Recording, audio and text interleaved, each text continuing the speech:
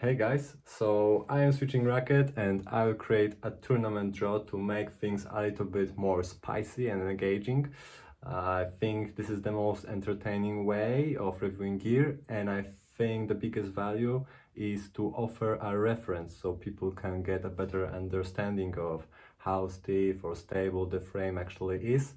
You can already check my top picks on my Instagram profile regarding strings, but we'll get to that later as well. No worries, I've got you covered. I want to meet new people and grow as a person, a tennis player, and hopefully win some tournaments, right? We are here to achieve something. For me, it's always been about development. I will be testing those frames and strings anyway, so why not just put it to the public? I want to step out of my comfort zone here. And of course, I have a goal for this channel and it is reaching 1000 subscribers. So hit that button. This is the time where I ask you to do this. Regarding my racket preference, I usually enjoy control type of frames with a hint of that something taken from a power type of frames. A little boost that I can use where I am out of position or I don't have much time to prepare my full swing. With those rackets, I find a way to return the ball as it was nothing. Always determined to work hard on the court. I can probably call myself a pusher, so I hate making mistakes. At the same time, I am aware that I have to build on that to enter the next level. I think playing style is mainly a decision-making process. What you have to give to win the match or tournament. And from certain level, one-dimensional playing style might not be enough to win the tournament. You need different tools for different opponents. My first ever racket was a head radical intelligence series. No idea what were the specs, I was a kid. I think that radical line is really a people's racket. It sits perfectly in the middle, not pushing it too much towards control or power type of frames. Probably good for players that are not sure yet what is their preference or playing style, or maybe they know it but prefer to stay in the gray zone where the racket doesn't really shine in any aspects but has no major weakness at the same time. In tennis, it's always something for something, so staying in the middle can be also a preference, I would say. I see many players switching to radical because of its neutrality, tennis nerd included. As a teenager, my biggest idols were Agassi and later Roddick. That inspired me to buy Babolat Pure Drive, maybe even an extended version.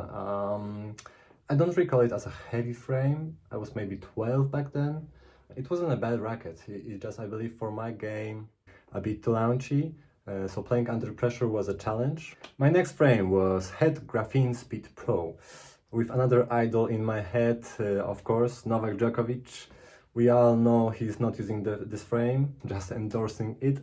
Good frame overall, like a more control-oriented Pure Drive, quite stiff, quite responsive, but with more feel and tempered launch angle from the 1820 string pattern. I was around 19 back then, so yeah, I had to move on after maybe 2 years of using it. But it was a great racket for my game back then, especially going from Babolat Pure Drive. When I finally decided to switch racket from the Graphene Speed Pro, I already was a racketaholic. I had no choice but to test a lot of frames. And to keep things as short as possible, I will just name my main favorites from the past. Wilson Blade 2015 1820. Great frame. Switching from the Graphene Speed Pro, the feel was amazing. Stability, even spin potential. Almost unmatched. It would be a keeper if it wasn't for my wrist problems with that frame. The wave distribution is so specific, head heavy with high swing wave. For some reason it was not working with my body, but for sure it worked for my game. I tried adding some mass to the handle, but it was taking away some of its magic. So I had to move on, and my next frame was Yonex Ezone 98 DR, blue, yellow, 310 grams. Andy Gers from Tennis Warehouse switching. By the way, Andy, we're waiting for your YouTube channel. Ezone was quite responsive, good spin. It felt almost like an easier blade for some reason. It's a perfect example of a control-oriented frame with a hint from power frames. Ezone and Blade 2015 were the best frames at the time. The only knock is that the DR felt a little bit unstable, where the blade felt a little bit too sluggish. IG Prestige MP 1820, surprisingly good spin potential, great feel, well-balanced racket, and with swing wave around 315, it was very fast and easy to accelerate, also somehow stable enough for my needs, pure classic.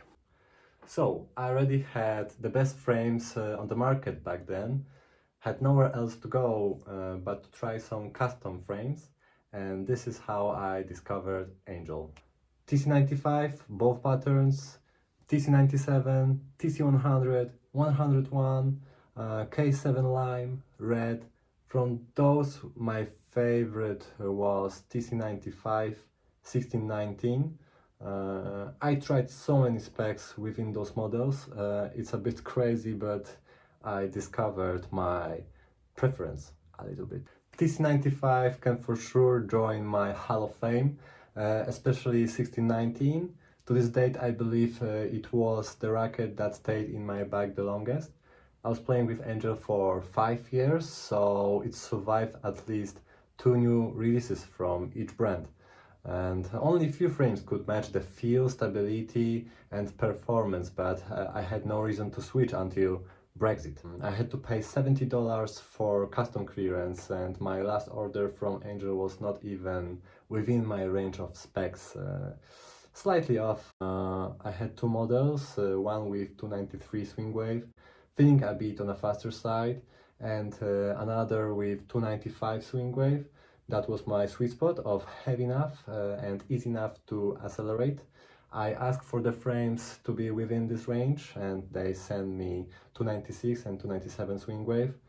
That for sure felt heavier, crossing the line of my preference for this specific model. If I randomly start a match with 293 and switch over to 297, then for me it's an obvious change in how the racket performs and how I feel the swing.